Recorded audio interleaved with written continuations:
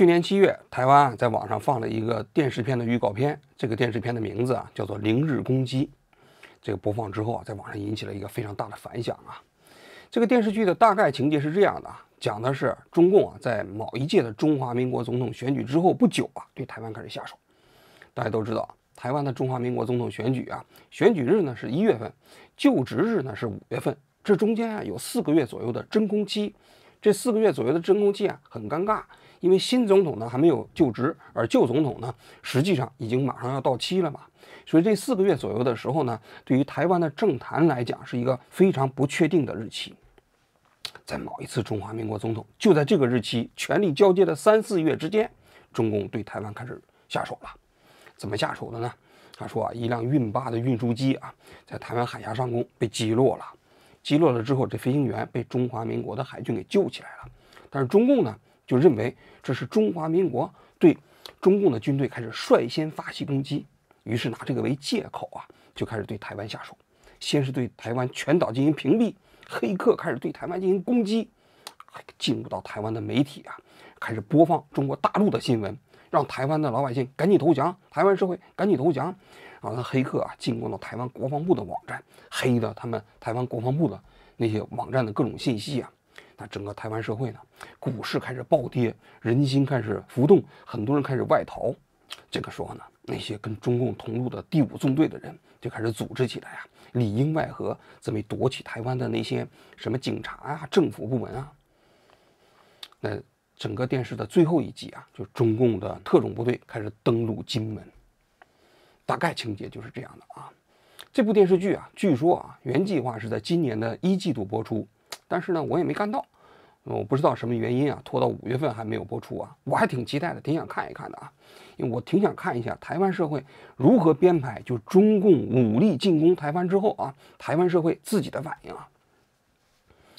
那台湾社会为什么会编这部电视剧我个人认为这中间有一个心理背景，就是台湾社会近些年来普遍存在的一种战争焦虑。大家都知道，中共这些年军事力量与日俱增整军备武，当然你也可以说是穷兵黩武军舰跟下饺子一样飞机呢也在几十架的修，所以现在的军事力量跟过去比起来那不可同日而语了。那台湾呢又跟大陆比起来又太弱小了嘛，所以呢台湾现在非常害怕大陆对它进行武统。所以你看台湾电视里头有一个常年不断的话题，就是中共什么时候开始打台湾，什么时候开始武统台湾。包括台湾的立法院，那国防部长一到立法院，那立法委员就揪着他问，中共什么时候开始打台湾，你知道吗？如果要是打台湾，台湾能不能坚持2个礼拜，能不能坚持到美军来救台湾？所以这是台湾社会中间的一个永恒的话题那这个讨论的过程中，大家就经常提到一个时间点，什么时间点呢？就是2027年。有很多台湾社会的名嘴，也包括台湾的那些评论员都认为2027年是一个非常关键的时间节点，这之后中共有可能就拿台湾下手了。那么为什么会出这么一个2027年的时间节点呢？这里也有一个背景就是2021年的时候美国印太司令部的司令，这个人叫戴维森，他要退休了退休之后呢，他就在美国的参院搞了一个听证会。这个听证会的过程中，他讲了他自己对中国军事力量发展的看法。他说中共雄心勃勃，他的野心呢是在2050年在全球范围内取代美国这种军事霸主的地位。他为了实现这个目标他准备用10年左右的时间解决台湾问题，在军事上。他说这个呢甚至有可能会提前到6年。那2021年吗？你6年一加，不就是2027年吗？所以戴维森就认为2027年极有可能是中共要解决台湾问题的一个非常重要的时间窗口。所以在他讲话之后戴维森窗口这个词呢就流行起来了。所谓戴维森窗口，指的就是2027年中共对台湾下手这么一种预测这戴维森呢，当时预测中共对台湾下手是在2027年，他主要有2个理由。第一个理由就2027年是习近平谋求第4次连任的这么一个日期，21大要召开的那个年份嘛。那你习近平要想继续连任的话，你得说服党内的那些人，给他一个理由嘛。那习近平肯定说我要打台湾，那就不能再让其他人来当选了啊，这是一个理由。第二个，2027年也是中共的军队建军100年。大家都知道，中共的建军节是1927年啊，那当时是南昌起义打响第一枪，所以2027年是中共军队建军100年的日子。他说这两个可能就是中共制定了攻打台湾时间节点最重要的依据啊。那么2027年这个日期啊，这个到底是不是存在？这戴维森窗口一转眼到现在啊，还只剩下2年了。那如果要是2027年就是中共准备打台湾的话，那也就是2年以后，中共就准备对台湾开始起手势，要准备武统了啊。那我今天啊就来讲一讲啊，就中共是不是准备在2027年打台湾，或者说是不是存在这么一个所谓的窗口，要在2027年或者是2027年之后某一个时间节点打台湾呢？我们今天就来讲讲这个话题啊。首先我要在里头要讲一讲台湾问题啊，现在是全球范围内啊最具危险性的一个热点问题。你可以看一下全球范围内啊有几个局部的热点，你比如说以色列跟巴勒斯坦，包括现在的乌克兰跟俄罗斯啊，他们之间它的冲突都是局部性的。以色列跟巴勒斯坦打到天上去了，也不可能打世界大战。也包括现在俄罗斯跟乌克兰打，因为北约人就不会介入嘛，美国也不会介入嘛，美国只会调停嘛，川普只会给他们双方打电话嘛，对不对？但是台湾问题不一样，为什么呢？台湾问题中国把它界定为中国的内战的延续，但是美国呢？美国不这么认为啊，美国跟台湾有一个与台湾关系法呀，所以呢，美国保留了一种战略模糊，是有可能在中国大陆进攻台湾的时候，美国直接进行军事干预的。那假如美国进行军事干预，那中美之间可不是要爆发一场直接冲突吗？这是自2战之后没有发生过的联合国的2个常任理事国之间的直接军事冲突，也是2个核大国之间的军事冲突，也是全球第1军事大国和第2军事大国、第1经济大国和第2经济大国之间的直接的经济冲突。大家可以想象一下那个后果啊，所以它是最具危险性的。第一个方面，第二个方面，从中共的角度来讲，是不是存在着一个客观的时间窗口，它在军事上能够解决台湾问题的这么一个时间节点？我认为是存在的。这个时间节点啊，在中共来讲，它必须具备2个条件。第一个条件就是在军事上可以迅速解决台湾问题，可以迅速把台湾搞掉、搞瘫痪，直接拿下。第二个呢，就必须以最小的军事代价解决台湾问题。这是2个不一样啊。我们过去做节目讲过啊，要解决台湾问题，它不仅仅需要考虑军事层面，还有外交的、经济层面和军事层面3个层面。外交层面，中共现在已经开始做各种各样的准备了。我们前一段时期做的那些节目，77个国家跟中共的外交公报里都讲了，支持中国采用一切手段解决台湾问题。经济手段，中国现在构建“一带一路”，搞这个金砖5国，尽量跟美国在经济层面上拉开距离，甚至包括这次贸易战，中美双方之间互相叫板，中国表现得如此强硬，其实都是在预演，就是一旦要是台湾问题，中国开始采用军事手段了，你美国在军事层面上最大的可能对中共采取的措施是什么？那中共实际上也在做预演嘛，对吧？在军事层面上同样也存在着。其实打台湾最重要的不是打台湾的军队，因为台湾的军队跟大陆现在已经没有什么可比性了啊。那实际上最重要的就是中国跟美国之间的这个军事冲突的可能性。在我看来，中国如果要想对台湾动手，它必须具备这样一个前提，就是中国军力增长到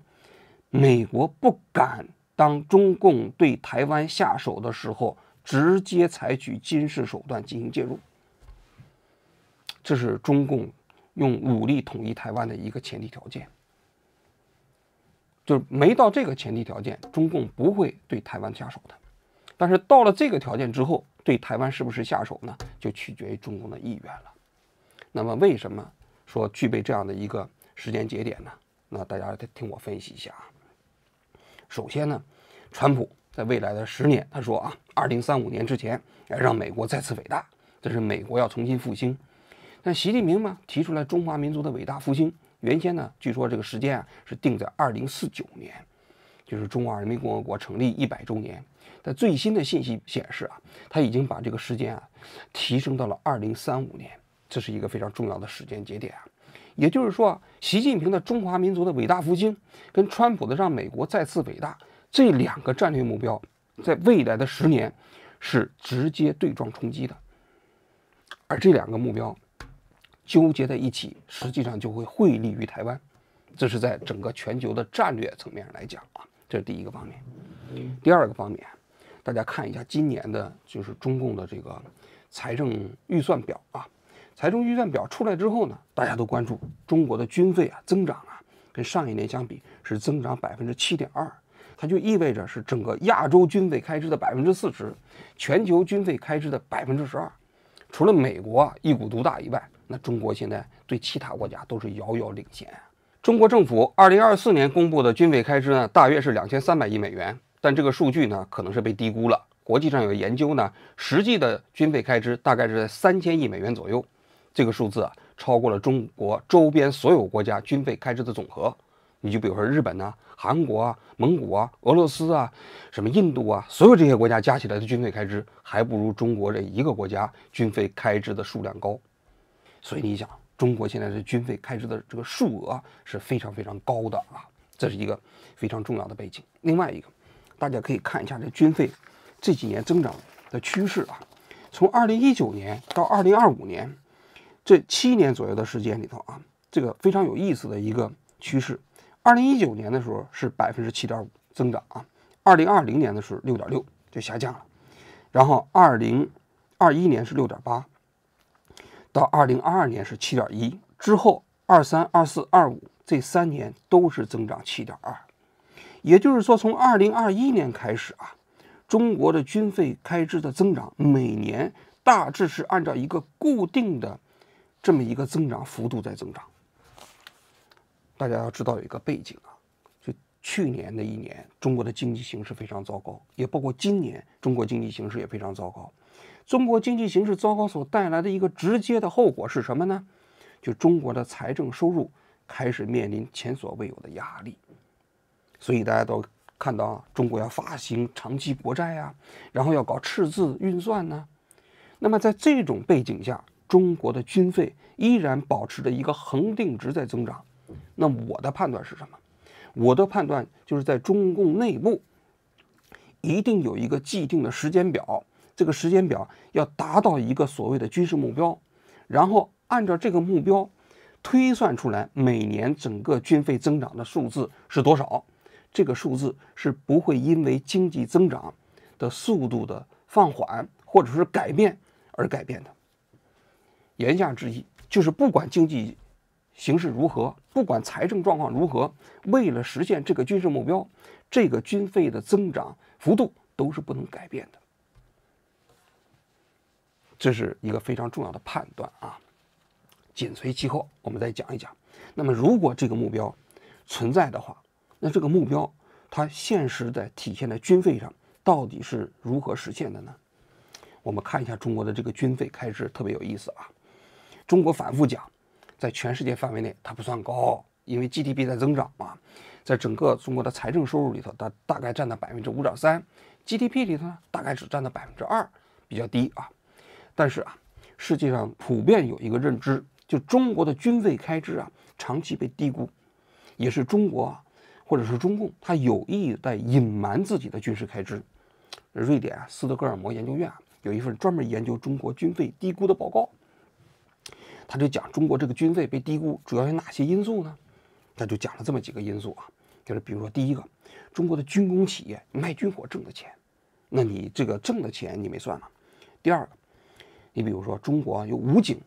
装警察部队，那这些武装警察部队是没有列在军费里的。第三个，中国那些军费的研究，这个东西也是在政府军费之外的。第四个，中国对军工企业还有一系列的补贴。第五个方面，就中国对退伍军人的安置，这东西也是政府统一安排的，也不在军费里。他说林林总总他说这些加起来中国的军费平均被低估了27%。当然了，我觉得这个分析的报告啊，我看完之后呢，我觉得确实还挺有道理的。你比如说中国的武装警察，中国的武装警察部队啊，大概有50多万。2018年之前呢，投归口管理是公安部，所以呢，它不纳入到军费开支里边。2018年之后改革了啊，重新纳入到了军委管理，所以呢，它的这个开支才列入到军费开支里面。那就是中国武装警察部队，你不要认为它只有对内职能啊，也有对外职能啊。比如说中国的海警，中国的海警现在也属于国家海洋局啊，但中国海警现在已经是一个不可忽视的海军力量了。你比如说中国的海军，那056那护卫舰一下子退役20多艘，就全部给了海警。然后海警现在还自己建造10000吨海警船。那中国现在这个海警的力量已经比周围很多国家的海军力量还要强大了。而且啊，除了没有导弹以外啊，它那个舰炮还有那机关枪什么的，那火力一点都不逊色啊。那你说这些东西，你肯定它不是对内执行的，它是对外的。对外，你看现在南海跟菲律宾，它直接让海警船上，包括现在对台湾前线也是海警船直接就上了。所以这些东西显然没有纳入到军费范围内，是中国的军费被低估啊，是显而易见的啊。就这份报告，它估计是低估了27%，而美国呢，每年都要出一份就中国军力报告。这个中国军力报告里面呢，它估计中国的军费被低估的就更多了，有可能低估到40%。你想想，中国现在的军费啊，大概占到整个财政支出的5.3%，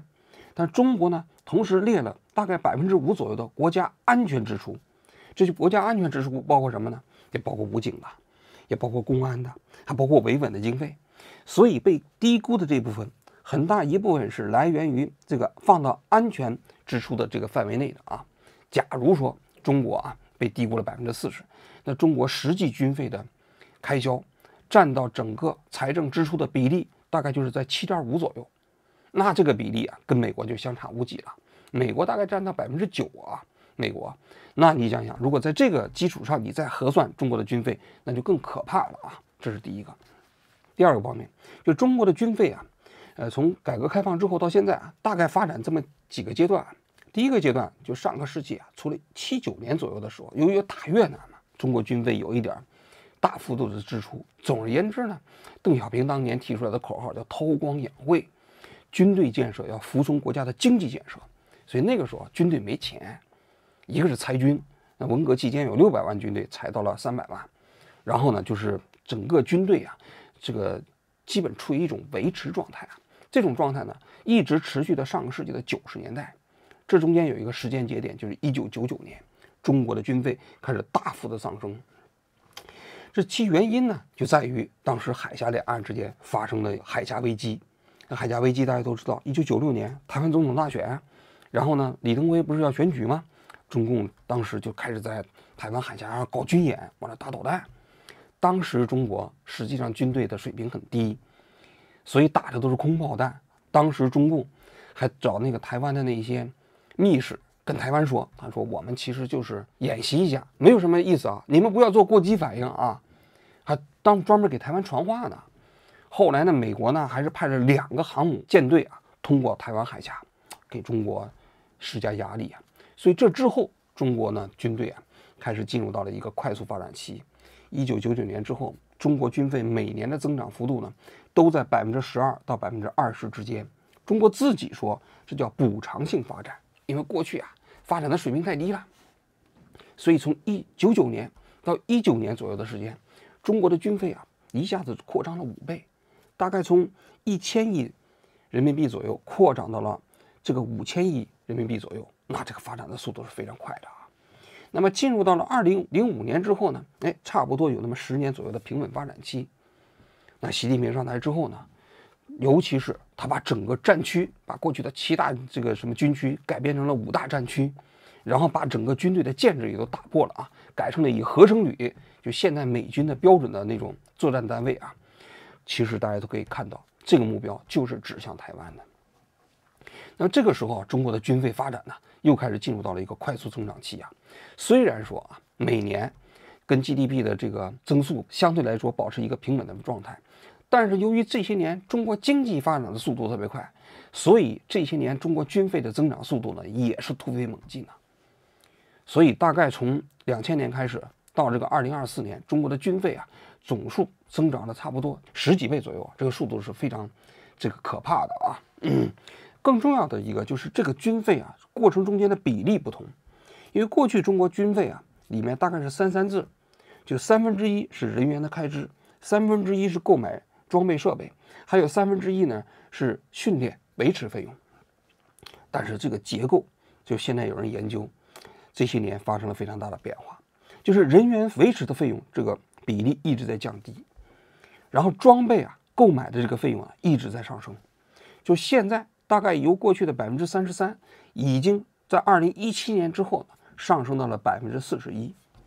这意味着什么？这意味着啊，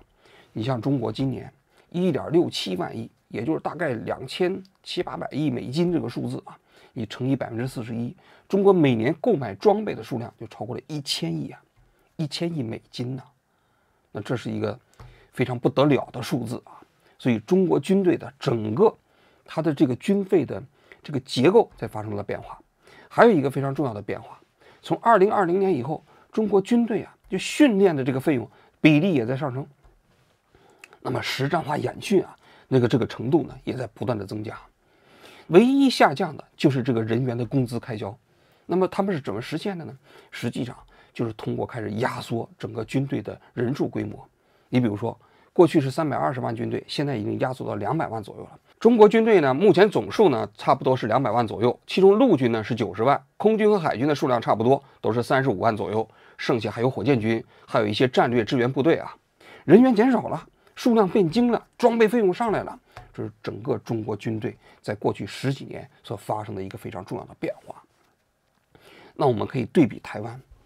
台湾呢，它现在这个军费数量啊，跟中国大陆是完全没法比了。中国大陆现在一年军费的开支是台湾的18倍，台湾最新的2025年的军费开支是多少呢？大概是6470亿台币啊，那折算成人民币也就1000亿出头，那跟中国大陆完全已经不是一个数量级了。更重要的是结构不合理。那我们刚才讲了，大陆是过去是3-3制，就是人员费用、装备费用和训练维持费用是各占1/3，台湾就更可怕了。台湾的人员维持费用啊，大概占到47%，也就是说将近一半的费用啊，就台湾的军费啊，都用在人员开支上了、福利上去了。因为它过去的征兵制改成了募兵制嘛，那募兵制之后呢，你要给人发钱嘛，所以导致了这个人员的开支大幅上升。它这个购买装备的费用啊，每年呢还不到1/4，也就不到25%。那你想想，在这种情况下，你台湾这个军力跟大陆之间的对比啊，之间的差距啊，应该说是与日俱增，是断崖式的。当然，台湾也有一个客观的情况啊，到最想买先进的设备啊，他也不知道去哪儿去买啊，因为全世界能够卖给台湾武器的，基本上就是美国这一家，其他的国家在中共现在的这样一种恫吓之下，基本上没有人再敢卖武器给台湾了嘛。当年法国卖给台湾的这个军舰，荷兰卖给他们的潜艇，都被中共制裁了吗？随着中国现在军力的增长，国力的增长，现在除了美国敢卖给台湾武器以外，其他国家都不敢卖了。那么在这种情况下，大家可以看一下，就中国大陆现在的军力对比跟台湾啊，那实际上已经是完全不对称了。中国大陆的海军第3艘航母已经下水了，还没有成军。然后呢，它的驱逐舰和巡洋舰加起来差不多有46艘，那么它的护卫舰加起来呢也有50-60艘，就056，是吧？那这个数量啊，在全球范围内，它的总吨位数还不到美国海军啊，但是它的舰艇数量已经是全球第一了。空军呢，那现在中国的歼20、歼35，也包括什么歼15、歼16这些，这3代半机、4代机、5代机，这个数量加起来，据说有800架左右。而台湾所有的空军加起来一共就400架，这中间呢有点战斗力的，就是美国卖给台湾的 F-16V， 也包括 F-16， 还有一些其他的 A 和 C 啊，其他的金国号法国的幻影2000啊，基本上跟中国大陆比起来，这已经没什么战斗力了。所以就今天海峡两岸的军事对比上来讲，大陆跟台湾之间已经没有什么对抗性了啊。那么唯一的这个悬念就是美国现在的亚太地区，它的第7舰队跟中国之间军队比起来，它是不是有足够的抗衡力？那其实现在也有很多军事博主啊做过对比啊，就第7舰队现在的军事力量跟整个中国大陆的军事力量比起来啊，已经不占优势了。它只有1艘航母嘛，有4艘核潜艇嘛，然后有10艘左右的驱逐舰和护卫舰啊。那么中国大陆你现在这个海军，除了这个3艘航母以外，2栖攻击舰现在075还有4艘，076现在已经下水了啊。所以整个中国大陆的现在这个海军和空军，据报道，2025年啊，中国的歼20飞机，也就是中国5代机中间那个隐形战斗机啊，它的产量1年已经可以达到100架左右。那么按照这个生产速度啊，它到2030年左右就可以达到700架。那这700架的数字啊，跟美国就不相上下了。美国的 F-35的产量呢比歼20要高一些，但是美国的 F-35呢不光自己用，它要给很多其他国家那些盟国去销售嘛，所以美国到了2030年左右所拥有的 F-35的数量啊，跟歼20的数量应该也就大致相同。到那个时候啊，中国空军跟美国空军啊，至少在装备的数量上来讲就不相上下了。在主力战机方面啊，当然了，那歼20的战斗力啊，跟 F-35呢可能还是有不小差距啊，但毕竟那在数量上它跟美国已经是旗鼓相当了。更可怕的是啊，就中国现在核弹头的生产速度每年呢也是100枚左右啊。